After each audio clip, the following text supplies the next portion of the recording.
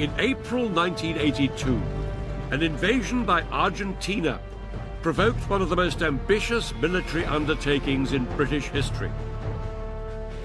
Britain sent a naval task force and 15,000 men to fight for a small group of islands on the edge of the Antarctic. Britain was at war with Argentina, but the odds were spectacularly uneven. I look at the challenges that faced the British, struggling to fight 8,000 miles from home, while the Argentinians were fighting on their own doorstep. They had to fight up here in freezing conditions on exposed hilltops and across wide, open ground. I'll experience how the British troops used darkness to their advantage against a well-defended enemy.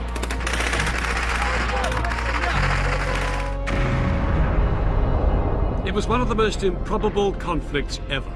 More than 30,000 men went to war over a group of barren and windswept islands that were home to only 2,000 people. This is the story of the battle for the Falklands.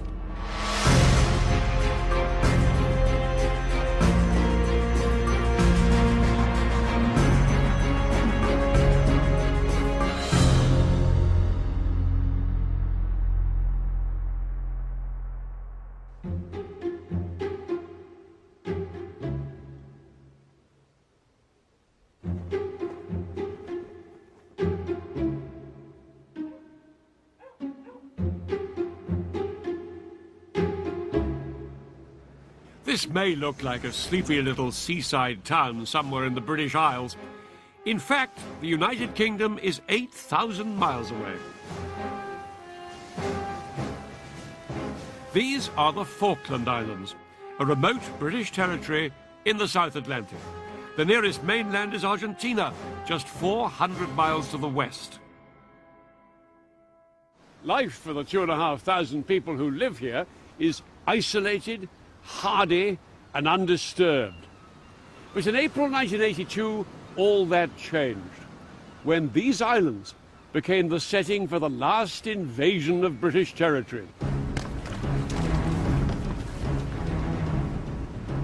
On April 2nd, 1982, about 100 Argentinian Marines landed here on the Falklands. Their objective? To capture the capital, Stanley.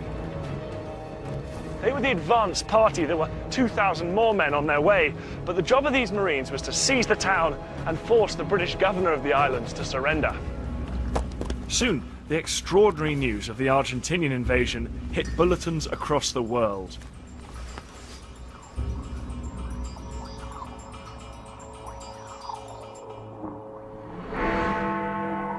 The Falkland Islands, the British colony in the South Atlantic, has fallen. But that's what Argentina is saying. It claims its Marines went ashore as a spearhead this morning to capture key targets, including the capital, Port Stanley.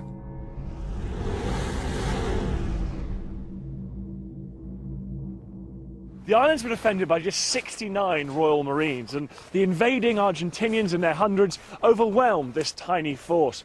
They moved up here and surrounded Government House, demanding the surrender of the Falkland Islands. As Argentinian armoured vehicles rolled towards Government House, a firefight broke out.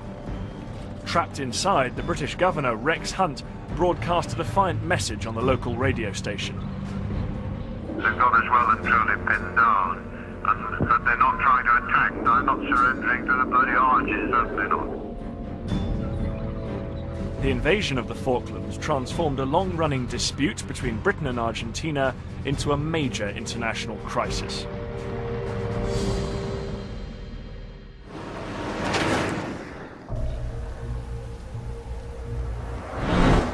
For 2 centuries, both countries have claimed the Falklands. The Argentinians did control the islands for nearly a decade, until 1833, when the British expelled them. Britain has governed the Falklands ever since. The Argentinians call the islands the Malvinas, and they tried to persuade the British to give them up.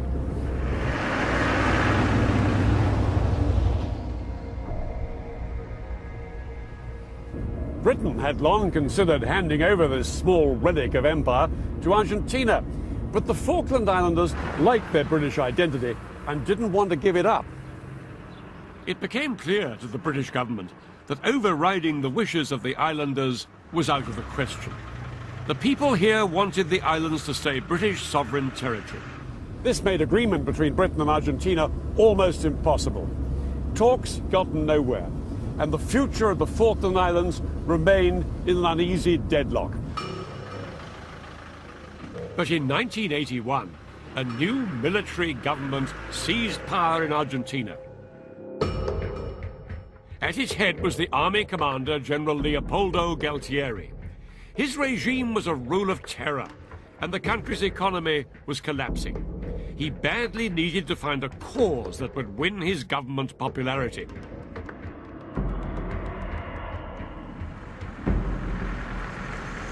There was one issue Galtieri knew his people cared passionately about: their claim to the Falkland Islands. Galtieri would unite the Argentinian nation by seizing the Falkland Islands from Britain by force. It looked like the perfect answer to his problems. And on April the 2nd, 1982, Galtieri's repossession of the Falklands was going exactly to plan.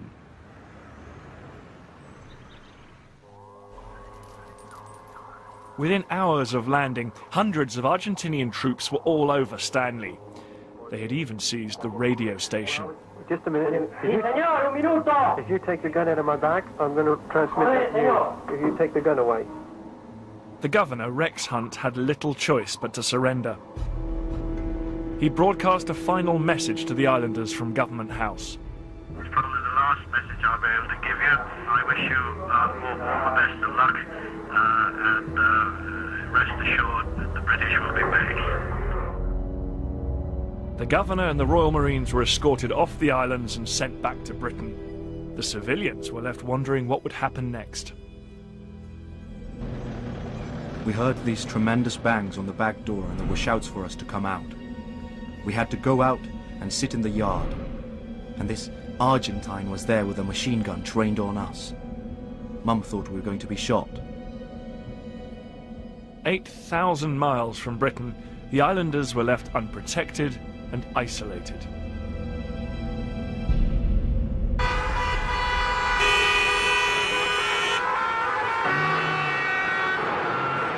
When the news of the British surrender hit Buenos Aires that afternoon, 200,000 Argentinians poured into the main square, wildly applauding the liberation of the Islas Malvinas.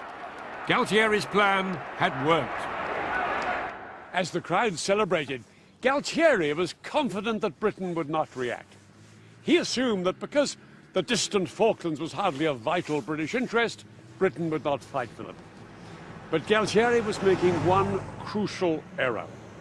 He'd seriously underestimated Britain's Prime Minister, Margaret Thatcher.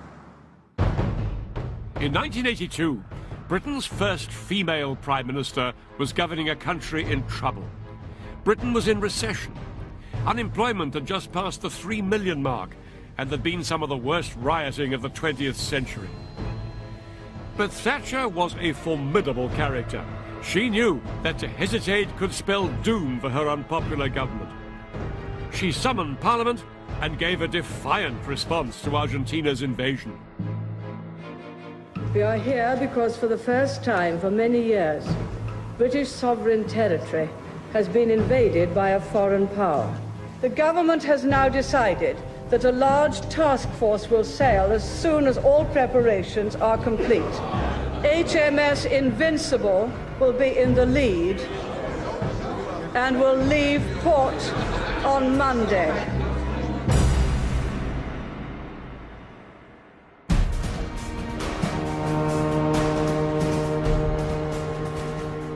And so, in the spring of 1982, a British task force set sail. Ahead lay an 8,000-mile journey across the Atlantic Ocean to the Falkland Islands. In all, 93 ships would sail to the Falklands, a hastily gathered fleet of warships, supply ships, and even cruise liners like the QE2. At the heart of the fleet were two aircraft carriers, HMS Invincible and HMS Hermes. Hermes was the flagship and home to the task force commander, Rear Admiral Sandy Woodward. Woodward's fleet would take 3 weeks to reach the Falklands. During that time, Britain would try for a diplomatic solution. But if that failed, the task force would have to go to war when it got there.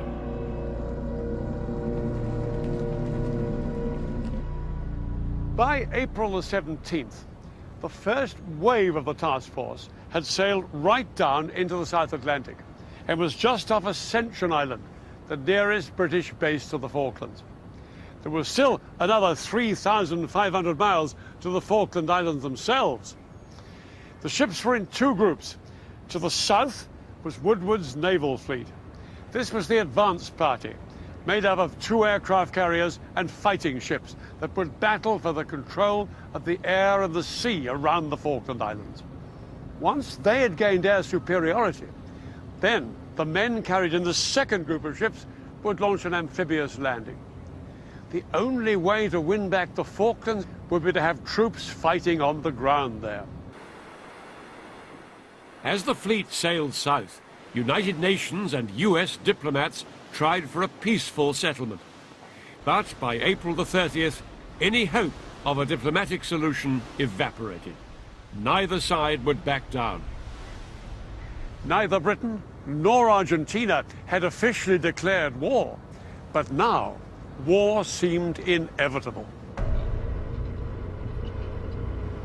The Argentinian garrison of these islands watched the British military response to their invasion with growing concern. The race was now on to get organised and resupplied before the British arrived. The Argentinian army did have some professional soldiers, but the majority of its men were young conscripts.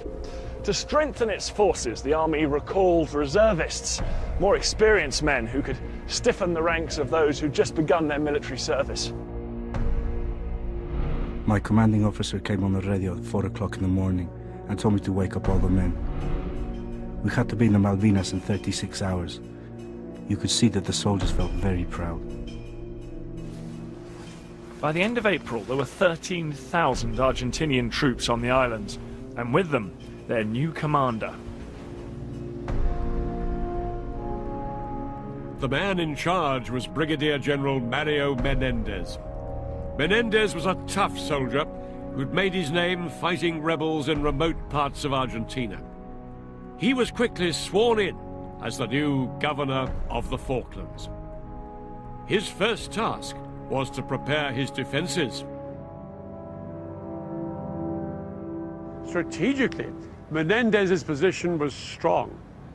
As you can see, the Falkland Islands are about 400 miles from Argentina. That put the islands just within range of Argentina's air force based on the mainland. The main two islands are West and East Falkland, each around 50 miles from end to end. Menendez positioned 2,000 of his men on West Falkland, 1,000 men here at Goose Green, and about 10,000 in the hills to the west of Stanley.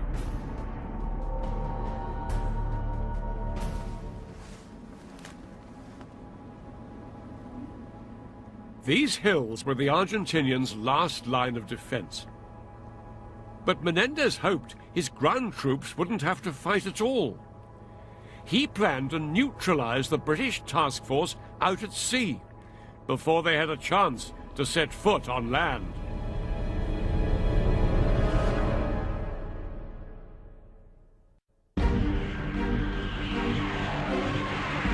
The Argentinian Air Force was well trained and could launch high-performance fighter bombers from bases on the mainland. These aircraft could attack the task force once they were within range. Against this force, the British could only take as many fighters as they could fit onto their two aircraft carriers. That was just 34 planes. 34 against nearly 100 Argentinian fighters. This small force was supposed to gain air superiority, protect the British fleet, and prepare the way for the amphibious landings. All this from the confined flight decks of the two carriers as they ploughed through the heaving South Atlantic seas. It was an enormous challenge. On the 1st of May 1982, the Battle for the Falklands began. The first clash between Britain and Argentina was in the air. But despite being the underdog, the British immediately showed they were a force to be reckoned with. There was one thing that the Argentinians hadn't expected.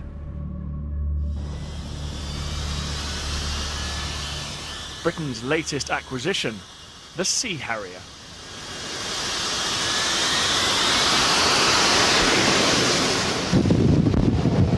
God, you can feel the power of that thing. It's unbelievable. That's what's required to get it off this tiny deck. Whoa!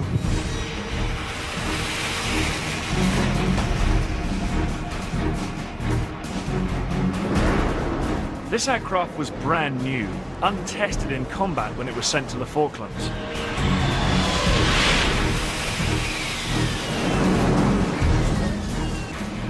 Unique in its ability to take off and land vertically and operate from short runways, the Harrier quickly proved it was versatile and extremely reliable.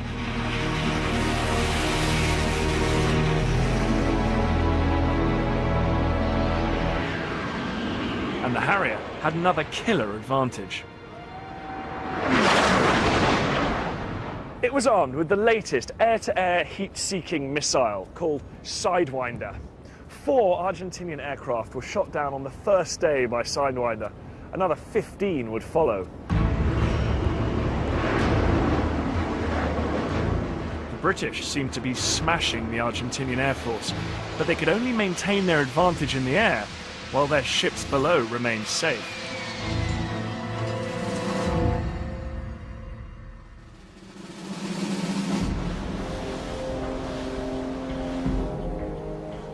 The most important ships in any naval task force are the aircraft carriers. If the carriers are lost, so too are their vital aircraft. The 2 aircraft carriers in the Falklands had to be protected at all costs. And although the action continued in the skies, the focus of the battle shifted to the rough seas of the South Atlantic. On the 1st of May, Woodward's main task force was 100 miles northeast of the Falklands. The British government had declared a 200-mile exclusion zone around the islands and said it would attack anyone entering it. Up here to the northwest, a cluster of Argentinian warships was approaching. Among them, the Argentinian flagship, the aircraft carrier the 25 de Mayo. She carried aircraft that would soon be within close range of the British fleet. But even more menacing, the British reckoned, was another group of ships to the south of the Falklands. A cruiser, the General Belgrano, and 2 destroyers, which the British believed were armed with lethal Exocet missiles. These missiles could sink the British aircraft carriers if they got within range. The Royal Navy could not afford to risk an Exocet attack on its vital carriers. The loss of even one carrier and her combat aircraft could mean defeat. Without both, the British task force would have to withdraw from the fight completely. The Argentinians appeared to be threatening a pincer movement against the British fleet. The carrier, the 25 de Mayo, from the north, and the Belgrano group from the south. The Belgrano group was being tracked by a submerged British submarine, the Conqueror. Conqueror's captain feared that if the Belgrano turned north, it would move into these shallow waters. The Conqueror would struggle to track the ship in the shallow water and risk losing sight of it. The Belgrano might then head for the British fleet and put the task force in grave danger. Beneath the waves, Conqueror's commanding officer saw that the Belgrano was steering an erratic course just outside the exclusion zone. The situation was so critical that the Prime Minister herself was consulted. she gave the order to attack. The Conqueror launched its torpedoes.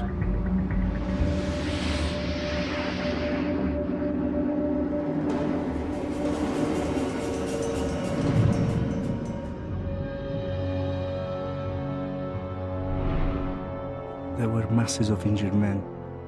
Most of them had been burnt, and they were men covered in oil. When I got to my life raft, I asked a sailor to come with me again and look for the people that were missing, including the commander. Within 45 minutes, the Belgrano had sunk.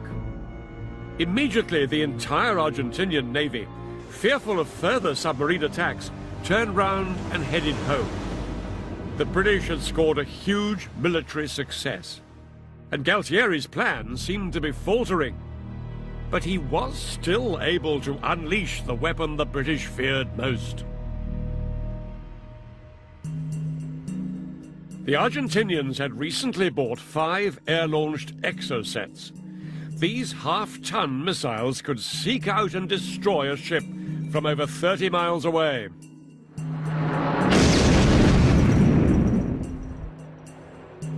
On the morning of the 4th of May, 2 Argentinian strike aircraft, each armed with an exocet, took off from the mainland.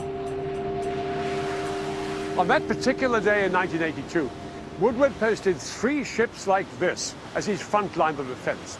They were destroyers: HMS Coventry, HMS Glasgow, and HMS Sheffield. They were armed with anti-aircraft missiles. These ships could shoot down aircraft, but they were unreliable against low-altitude targets like exocets. That morning, things had been relatively quiet for the British task force. This is Alpha Whiskey, weapons free, Baker 5017, a strength 2. Then, just before 2 o'clock, the Argentinian aircraft were picked up by the radar room on board HMS Glasgow. Glasgow immediately sent an urgent warning to all the other ships and went to full action stations herself. Break! Break! Break! We're going atop the ship. Reminder the command A remains to fire full steadfast. But 20 miles away, on board HMS Sheffield, the scene couldn't have been more different.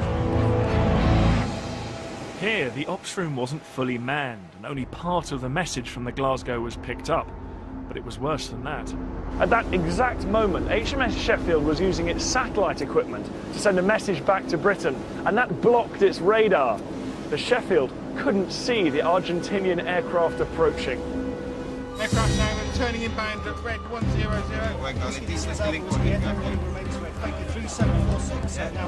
Back on the Glasgow, 2 fast-moving dots, possible exocet missiles, suddenly appeared on the radar screen and were closing in at 700 miles an hour.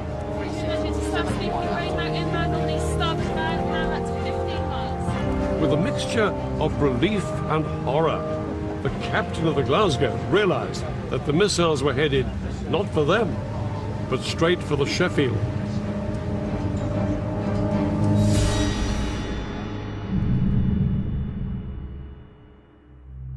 HMS Sheffield was the first British ship to be destroyed by enemy action since the Second World War. Of the 281 men aboard, 20 were killed and 26 were wounded.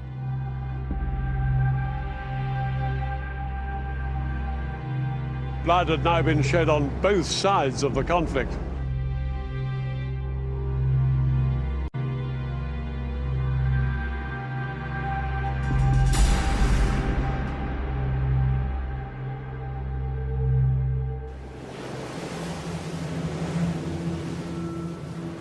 By mid-May, the South Atlantic winter was closing in.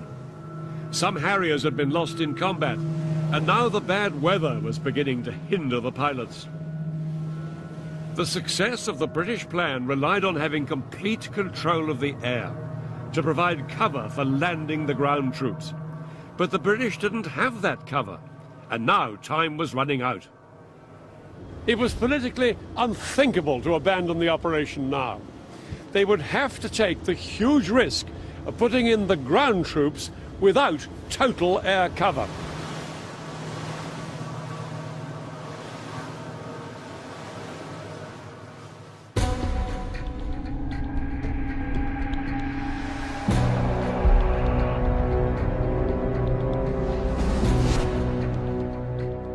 On the 18th of May, the second wave of ships, including ferries and the cruise liner the Canberra, arrived just off the Falklands.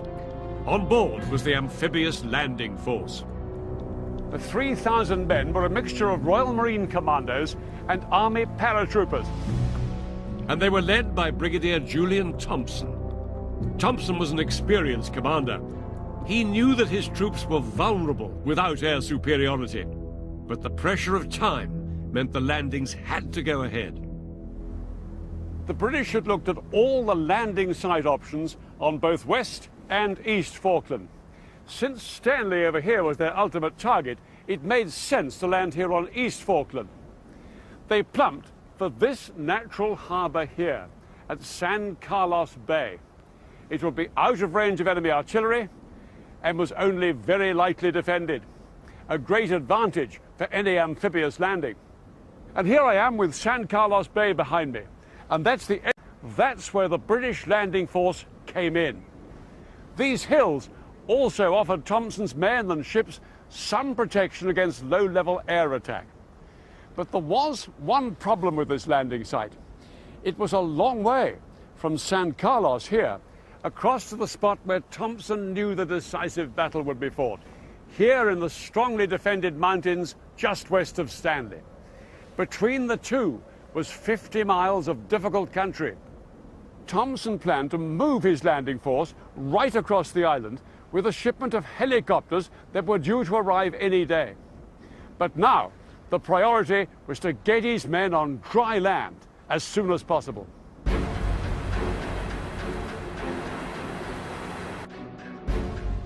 In the early hours of the 21st of May, 3,000 British troops headed for the landing beaches. Each man carried his rifle, ammunition, and enough rations for 2 days. This was the moment they'd been waiting for weeks.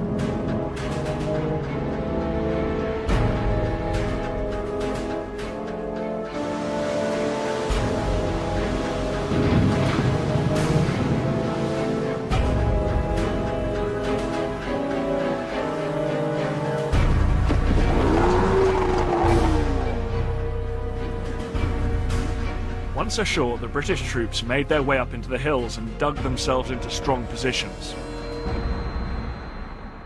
One unit, the 2nd Battalion of the Parachute Regiment, known as 2 Para, were based up here on the Sussex Mountains overlooking the bay.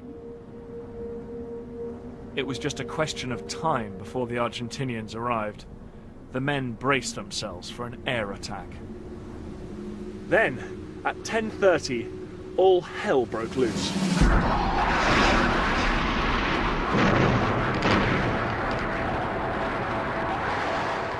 The Argentinian High Command sent in wave after wave of their fighter bombers from the mainland. For 5 hours, these aircraft bombed and strafed the fleet sitting in the bay.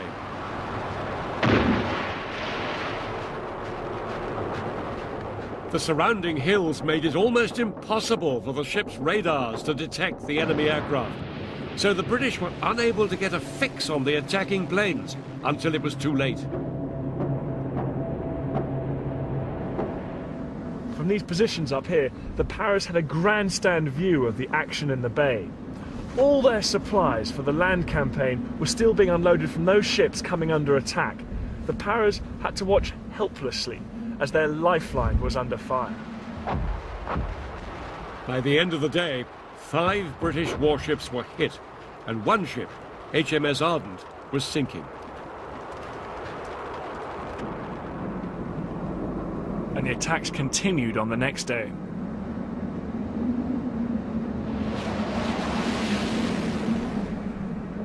The British had positioned anti-aircraft missiles around the bay, but it would be days before these delicate units were operational.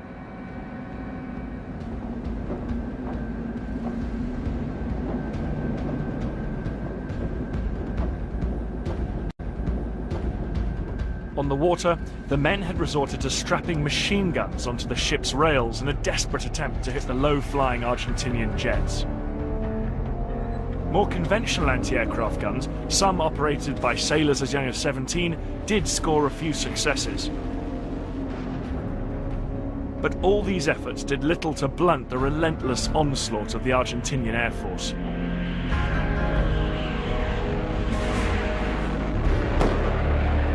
The British ships unloading vital supplies for the land campaign made easy targets. On May the 23rd, HMS Antelope, just out there, was the next vessel to take a fatal hit.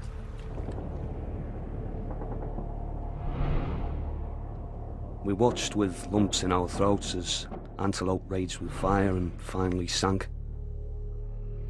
She was our escort and everybody felt a great loss. She was more than just a ship to us.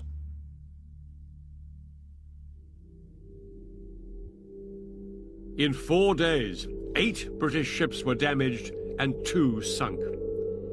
During these attacks, 25 men died and many more were injured. While the British were reeling from the attacks in San Carlos water, the Argentinians were celebrating their triumphs.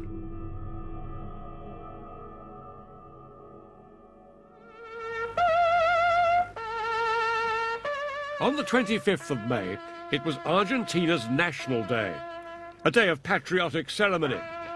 And after the successes of their air campaign, Menendez and his troops in the Falklands had even more reason to celebrate. Subordinación y valor! But it wasn't over yet. The Argentinian Air Force was preparing another raid that would hit the British land campaign where it really hurt.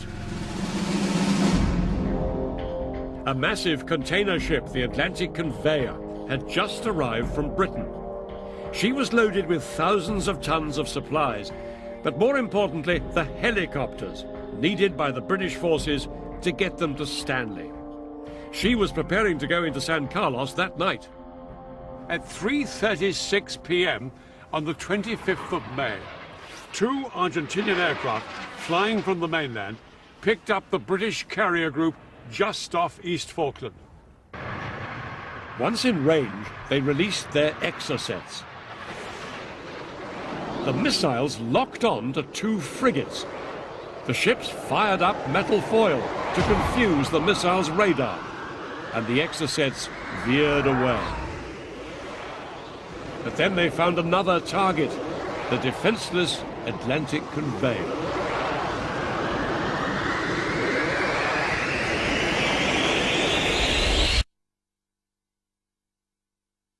Fire ripped through the ship, and all 9 helicopters still on board were destroyed.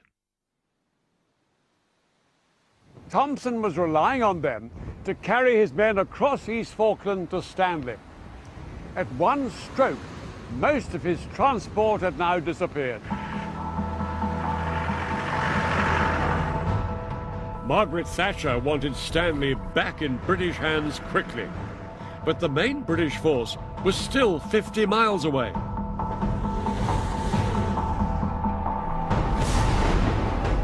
And with no helicopters, the only way for the troops to get there was to walk.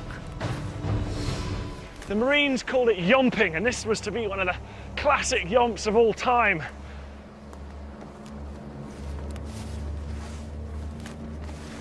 Men carried up to 120 pounds of kit on their backs through very uneven ground and with the rain lashing down. The men had 4 days of hard marching ahead of them.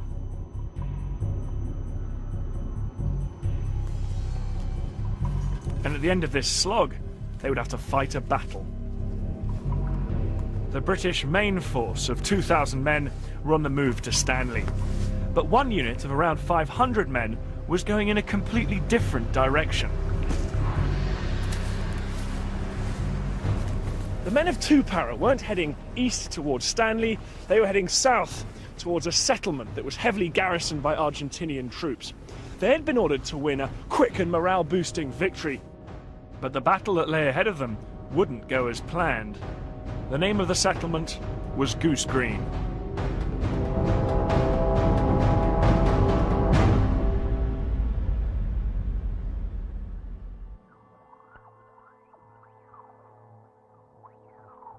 The Argentinians had a base at Goose Green because of its strategic importance.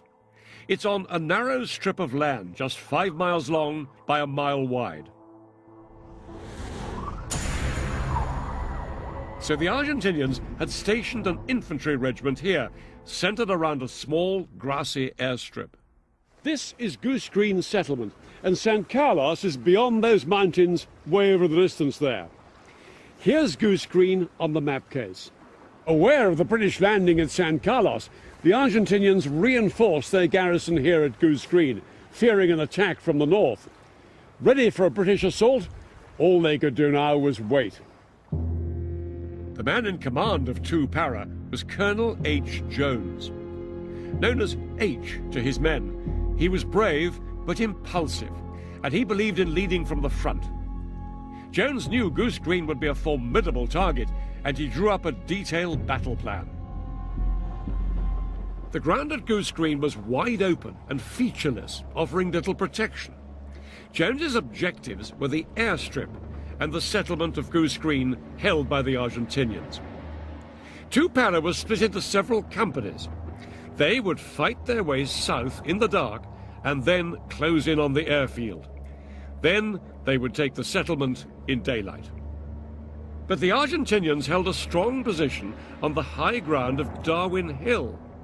They were protected by minefields in front and supporting artillery back behind the airfield. At 10:30 that night, the British began the attack. One company, about 100 men, moved rapidly up here on the left, clearing out any enemy positions that they came across.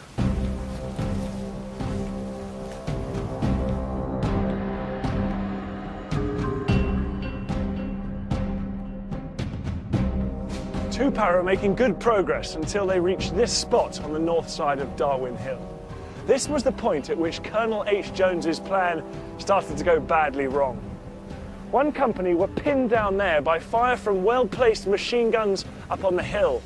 It was rapidly becoming clear that there were more Argentinians than they had thought, and what's more, their will to fight was strong. Then the sun began to rise and light flooded across Goose Green, illuminating the men on the wide open battlefield. The men of 2 Para on the low ground were completely exposed to Argentinian fire and couldn't advance. Somebody had to do something. It was time for Colonel H. Jones to do what he thought he did best, lead from the front. He identified an isolated Argentinian position just up there that he thought he could take out on his own. Clutching his submachine gun, he charged up the hill, but immediately, withering fire broke out from this hill up there, other Argentinian positions. He was seen to fall over, but he got back up and kept charging. Then he was shot in the back and collapsed, mortally wounded, only meters away from his target.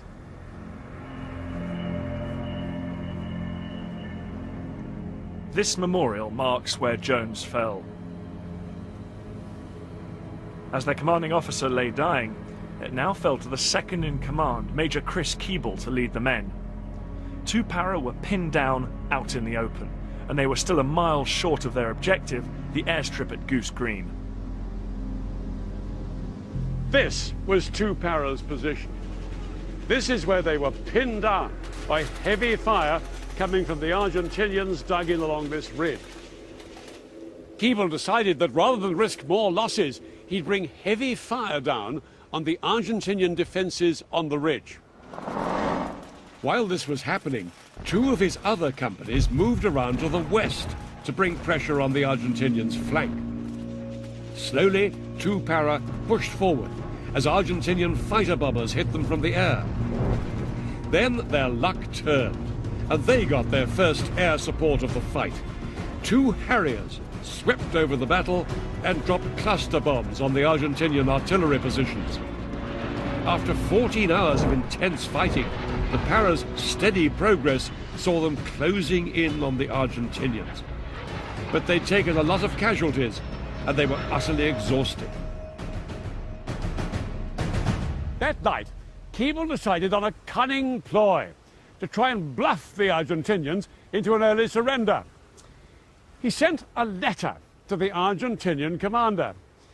In a highly confident tone, he demanded an Argentinian surrender and warned them that he would bombard them heavily and hold them responsible for any civilian casualties if they went on fighting.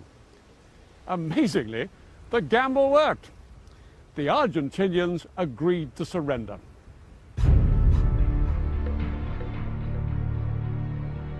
The next day, the Paras were astonished to see over 900 Argentinians, nearly twice their own number and nearly 3 times more than they had expected, lay down their weapons.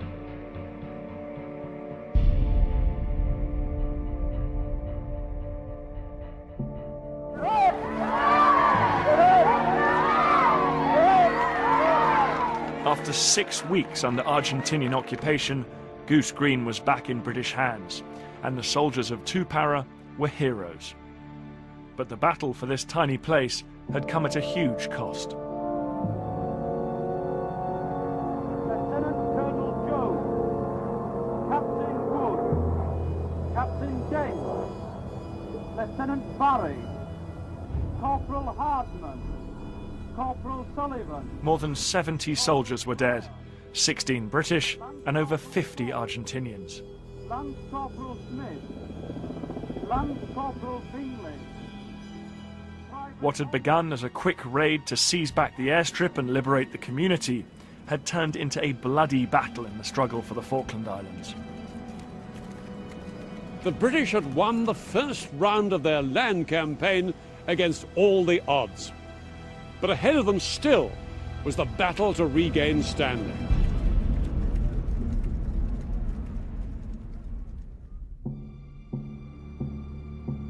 While Para had been fighting at Goose Green, the main British force had crossed the island and was now just 12 miles from the capital. But the soldiers knew they faced a tough fight between them and Stanley. We've got to take Stanley. No stopping us now, I don't reckon. Got to get it done fast, so the only way to do it is get in there. Do you have any feelings of apprehension, though? Oh, yes, definitely. Without a shadow of a doubt. Everything seemed to be going to plan. But then the British campaign suffered a massive blow. What followed was the largest single British loss of life in the war.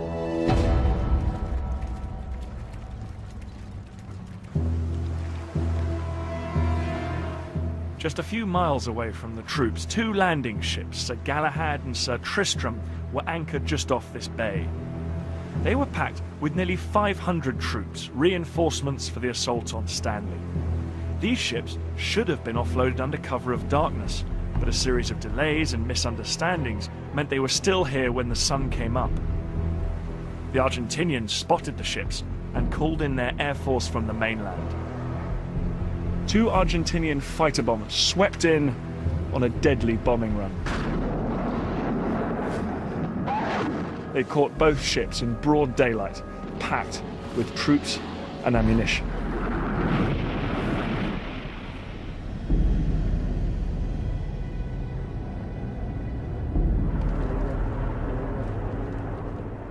"49 men were killed and a further 115 injured in the disaster.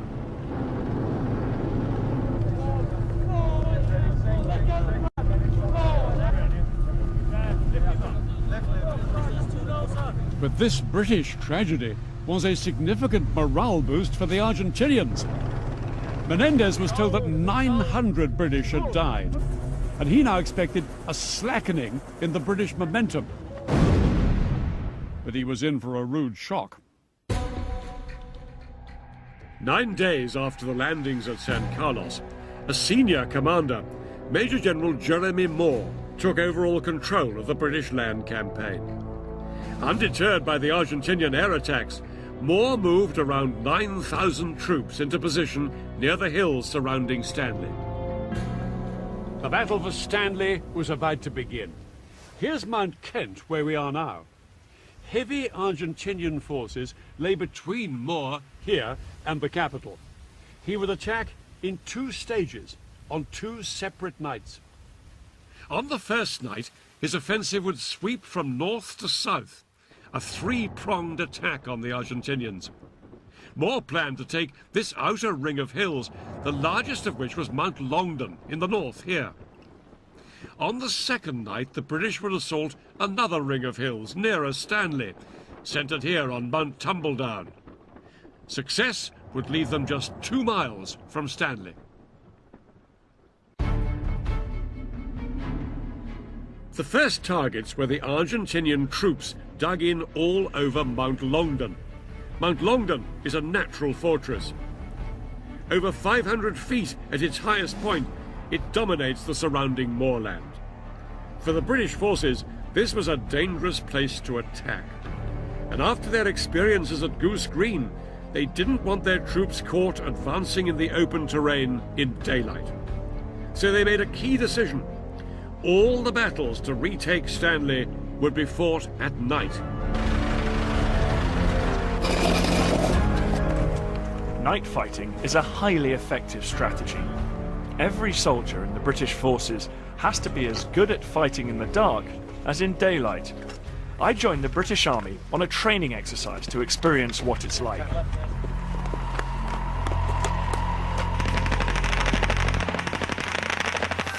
The attack began with flares and machine gun fire once we had crept as close as we could in the pitch dark. It's incredibly noisy and it's actually quite bewildering. Just moving around in these conditions is very difficult. You're weighed down by your equipment. There's people tripping over, falling in the frozen stream and turning ankles. The enemy is not the only challenge in this dark and difficult terrain. Despite how hard it is to operate in the dark, it's imperative that the attacking troops don't get pinned down. At the moment, the most important thing is we've begun our attack. We've got to keep up the momentum, keep up the speed, and I guess keep the enemy off balance.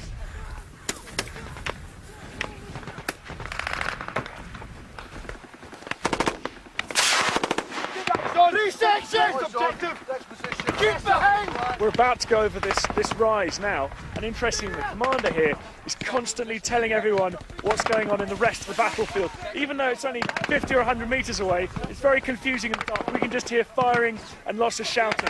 So he's constantly going around telling everyone what stage we're at, trying to keep everything going to plan. For the British troops on the Falklands, keeping to the plan and maintaining momentum would be the key to their success when fighting at night.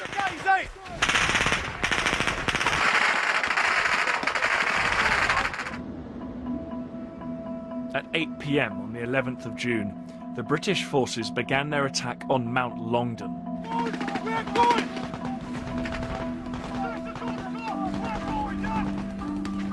But 3 Para, who were spearheading the advance, found themselves trapped in a bewildering maze of steep-sided alleyways.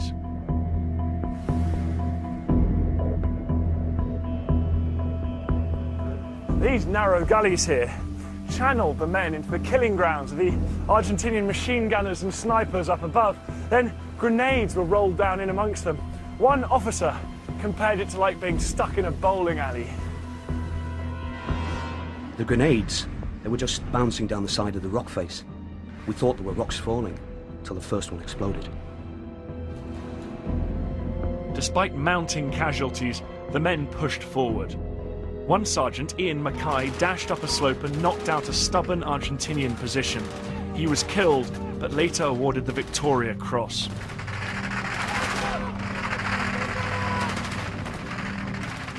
For 7 hours, the British forces battled their way up Mount Longdon. Their assault was just too forceful for the Argentinians to hold off. So desperate were the Argentinians to smash the British attack that Menendez risked his own men's lives by ordering his own artillery to bring down fire on their own positions here on Mount Longdon. But it didn't do any good. By 6:30 a.m., the British had captured the mountain.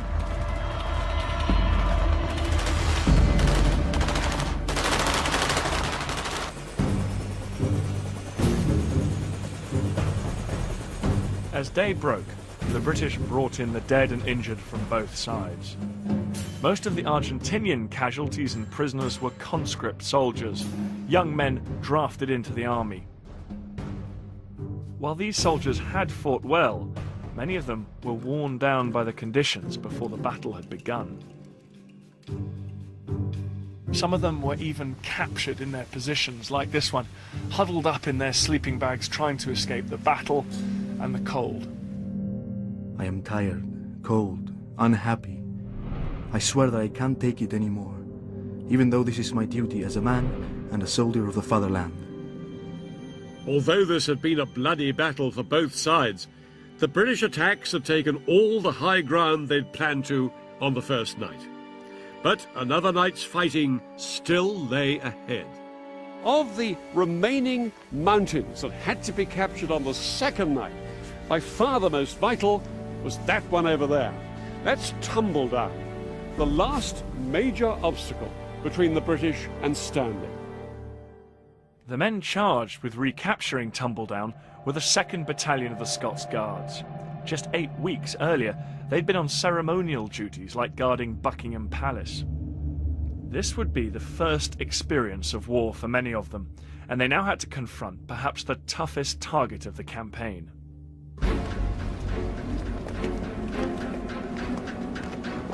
If the Argentinians lost Tumbledown, they lost Stanley. So they'd put their best men up here, the elite 5th Marines.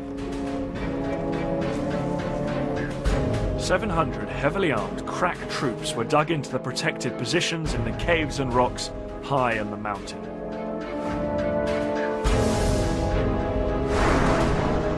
These Argentinian Marines had been trained to fight at night, and they outnumbered the attacking British forces by almost 2 to 1. The Argentinians were confident they could hold the British off. As soon as darkness fell, the fighting began. Aye, there was murder. We were coming under mortar fire, machine gun fire, sniper fire. You name it, it was coming towards us. Well, there's a saying, expect the unexpected. And that was unexpected. You cannot really describe it. Nobody could describe it if they've not been there. 3 hours into the battle, things were going badly for the British. The Scots Guards' attack had come to a complete halt. They were taunting us, the odd word in English, calling us to come on, and I think they mentioned surrender. The combination of cold, uncertainty and the general awareness that we were stuck led to the group ego shrinking and shrinking and shrinking. At that stage I thought we had blown it. That's my Tumbledown behind me up there. And here it is on the map case. The Scots Guards had approached Tumbledown from the west and made their way up this slope here unopposed. But now one company, about 120 men, were pinned down here by stiff opposition from the Argentinians positioned in the rocks and crags up above, on top of the ridge here. Then 30 Scots Guards climbed up onto higher ground to the north, undetected by the Argentinians down below. Now they were able to bring sustained fire down on the Argentinians' exposed flank. The rest of the company stormed the Argentinian strongpoint. The Scots had made the breakthrough. As dawn broke, the battle was still raging on Tumbledown, and the British forces prepared to throw everything they had into the fight for Stanley.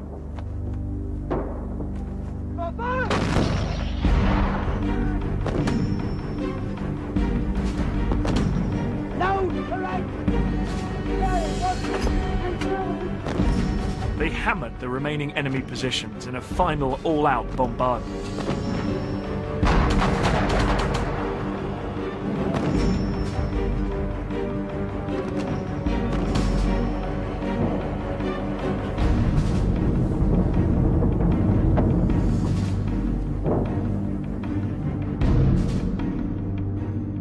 Soon, Argentinian troops could be seen fleeing.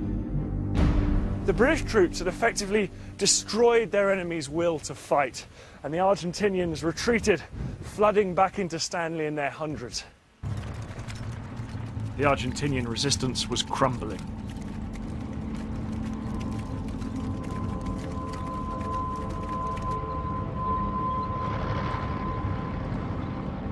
As the demoralised defenders poured into Stanley, the men were heard arguing with their superiors.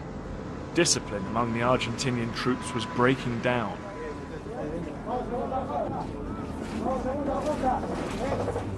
It wasn't long before they were surrounded. And on the 14th of June, the British demanded the Argentinian surrender.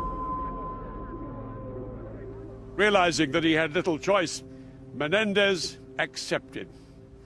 After 2.5 months, the battle for the Falklands was over. Gentlemen, I've just heard that the white flag is flying over Stanley. The Argentinians had occupied Stanley for 74 days. But now, as two para marched into the capital, it was back in British hands.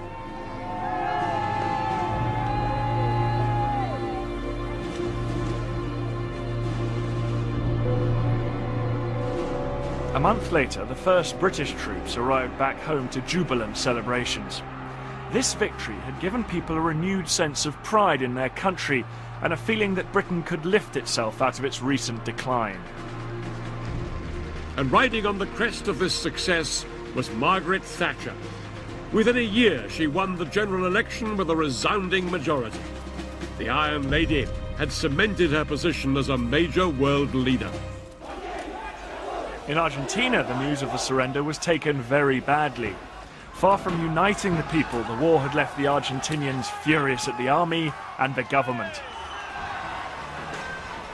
Just 3 days after Argentina's defeat, Galtieri was forced from power and military rule collapsed in Argentina. Over in the Falklands, the legacy of this bitter conflict lives on. Nearly 1,000 people died in the war, 252 British servicemen, 3 Falkland Islanders, and almost 700 Argentinians. After the war, the British government offered to return the bodies of the Argentinian dead to Argentina for burial, but their government refused. They said that these islands were part of Argentina and the bodies would remain here.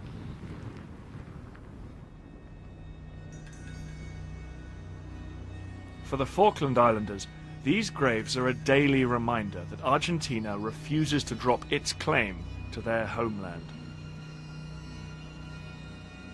After the war ended, Britain greatly increased its permanent military presence on the islands. Now there's 1 serviceman for every 2 civilians living here. Today the islanders are still determined the Falklands remain British. As long as Britain continues to respect their wishes, there'll be no early end to this bitter territorial dispute.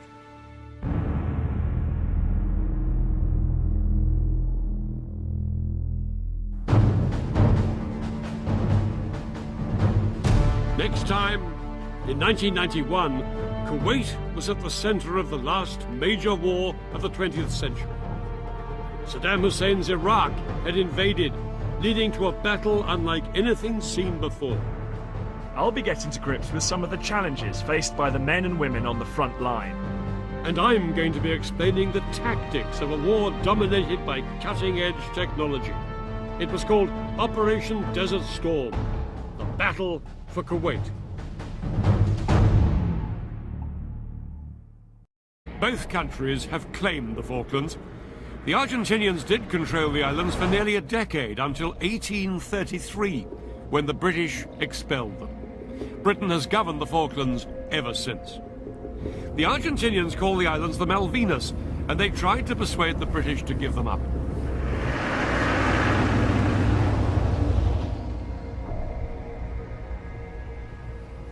Britain had long considered handing over this small relic of empire to Argentina, but the Falkland Islanders liked their British identity and didn't want to give it up.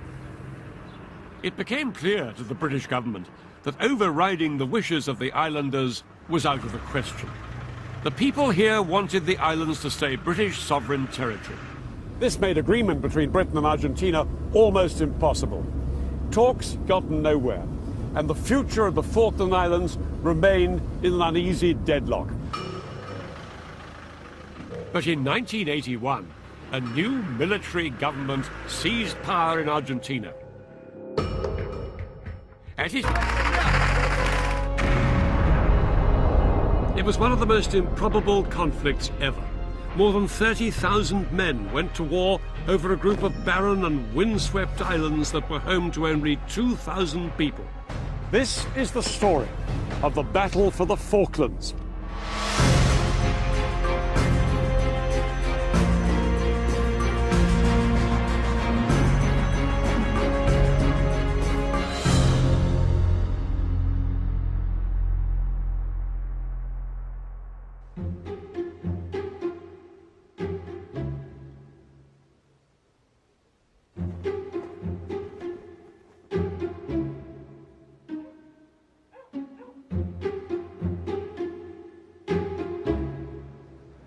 This may look like a sleepy little seaside town somewhere in the British Isles.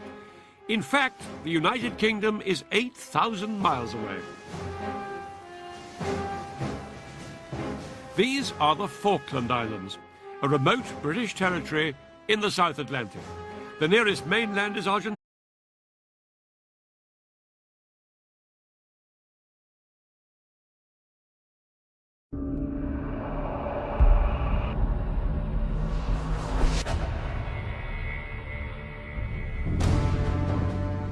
In April 1982, an invasion by Argentina provoked one of the most ambitious military undertakings in British history. Britain sent a naval task force and 15,000 men to fight for a small group of islands on the edge of the Antarctic.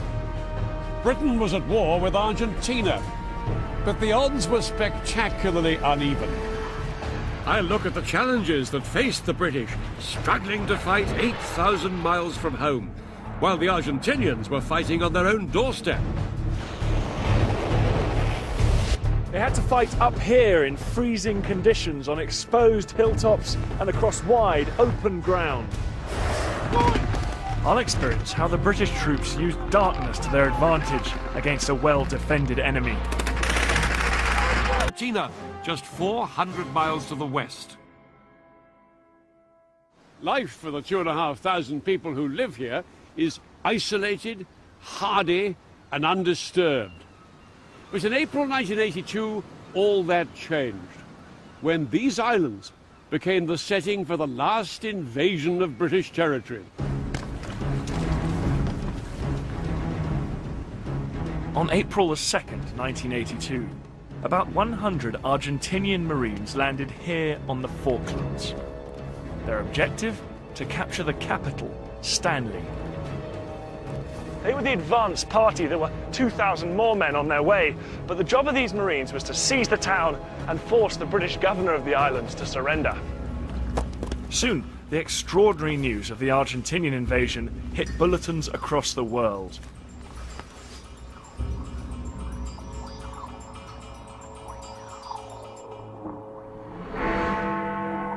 The Falkland Islands, the British colony in the South Atlantic, has fallen.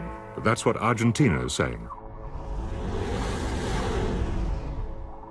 It claims its Marines went ashore as a spearhead this morning to capture key targets, including the capital, Port Stanley.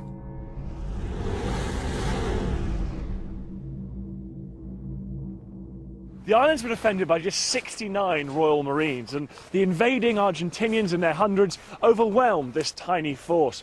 They moved up here and surrounded Government House, demanding the surrender of the Falkland Islands. As Argentinian armoured vehicles rolled towards Government House, a firefight broke out. Trapped inside, the British governor, Rex Hunt, broadcast a defiant message on the local radio station. They've got us well and truly pinned down, and that they're not trying to attack. They're not surrendering to the bloody arches, certainly not. The invasion of the Falklands transformed a long-running dispute between Britain and Argentina into a major international crisis.